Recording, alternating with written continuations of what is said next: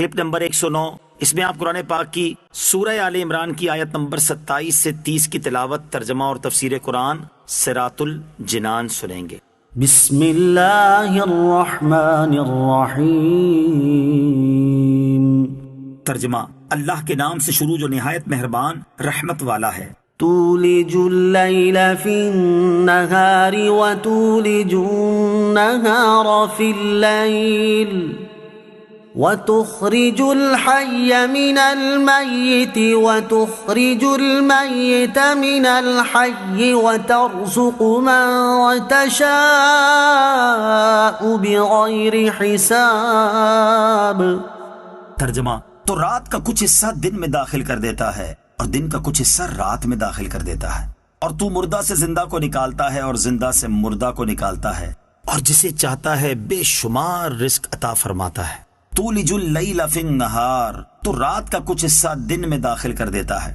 گرمیوں میں رات چھوٹی اور دن بڑے کر دینا، سردیوں میں دن چھوٹے اور رات لمبی کر دینا اللہ تعالیٰ ہی کے نظام کی وجہ سے ہے، جس کے قبضہ قدرت میں اتنا بڑا نظام ہے۔ اس کے لیے فارس اور روم سے ملک لے کر غلامان مصطفیٰ صلی اللہ علیہ وسلم کو عطا کر دینا کیا بعید ہے۔ فَتُخْرِجُ الْحَيَّ مِنَ الْمَيِّتِ، اور تو مردہ سے زندہ کو نکالتا ہے۔ مردہ سے زندہ کا نکالنا یوں ہے جیسے زندہ انسان کو بے جان نطفے سے، اور پرندے کے زندہ بچے کو بے روح انڈے سے، اور زندہ دل مومن کو مردہ دل کافر سے۔ یوں ہی زندہ سے مردہ نکالنا اس طرح جیسا کہ زندہ انسان سے بے جان نطفہ، اور زندہ پرندے سے بے جان انڈا، اور زندہ دل ایماندار سے مردہ دل کافر۔ لا يتخذ المؤمنون الكافرين أولياء من دون المؤمنين ومن يفعل ذلك فليس من الله في شيء إلا أن تتقوا منهم تقاه وَيُحَذِّرُكُمُ اللَّهُ نَفْسَهُ وَإِلَى اللَّهِ الْمَصِيرُ۔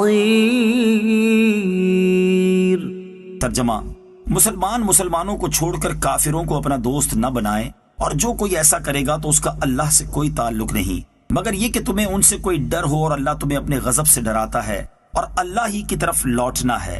لا يتخذ المؤمنون الكافرین اولیاء من دون المؤمنین، مسلمانوں کو چھوڑ کر کافروں کو اپنا دوست نہ بنائیں۔ حضرت عبادہ بن صامت رضی اللہ تعالی عنہ نے جنگ احزاب کے موقع پر سید دو عالم صلی اللہ تعالی علیہ وآلہ وسلم سے عرض کیا کہ میرے ساتھ 500 یہودی ہیں جو میرے حلیف ہیں، میری رائے ہے کہ میں دشمن کے مقابلے میں ان سے مدد حاصل کروں۔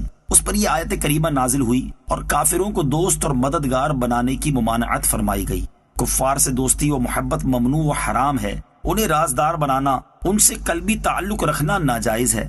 البتہ اگر جان یا مال کا خوف ہو تو ایسے وقت صرف ظاہری برتاؤ جائز ہے۔ یہاں صرف ظاہری میل برتاؤ کی اجازت دی گئی ہے، یہ نہیں کہ ایمان چھپانے اور جھوٹ بولنے کو اپنا ایمان اور عقیدہ بنا لیا جائے، بلکہ باطل کے مقابلے میں ڈٹ جانا اور اپنی جان تک کی پرواہ نہ کرنا افضل و بہتر ہوتا ہے۔ جیسے سیدنا امام حسین رضی اللہ تعالیٰ عنہ نے جان دے دی لیکن حق کو نہ چھپایا۔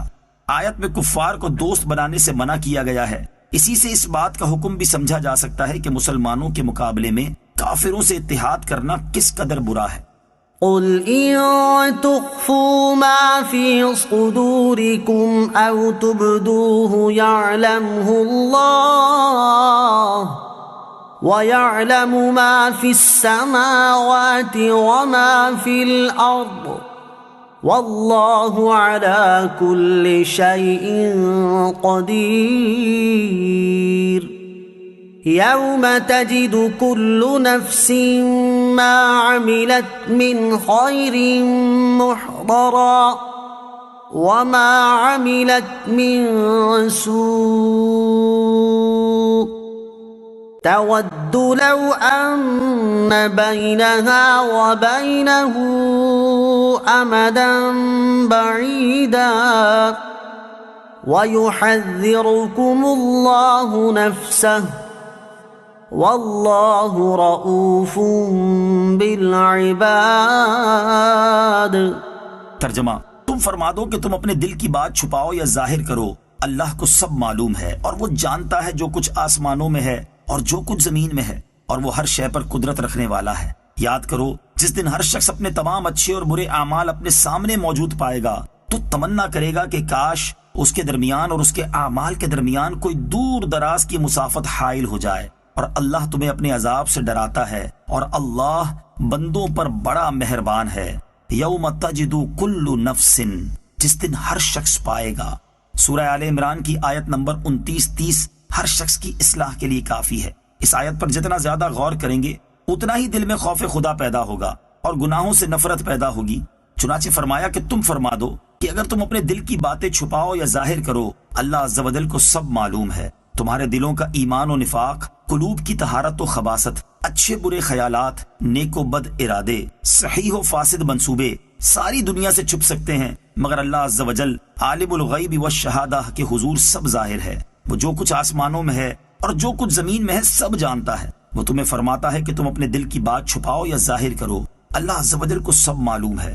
اور اس دن کو یاد رکھو جس دن ہر شخص اپنے تمام اچھے اور برے اعمال اپنے سامنے موجود پائے گا، خلوتوں جلوتوں میں کیے ہوئے اعمال، پہاڑوں، سمندروں، غاروں، صحراؤں، جزیروں اور کائنات کے کسی بھی کونے میں کیے گئے اعمال کا ایک ایک ذرہ آدمی کے سامنے موجود ہوگا۔ اور اس وقت برے اعمال والا تمنا کرے گا کہ کاش اس کے درمیان اور اس کے اعمال کے درمیان کوئی دور دراز کی مسافت حائل ہو جائے اور کسی طرح ان اعمال سے چھٹکارا ہو جائے، مگر ایسا نہ ہو سکے گا۔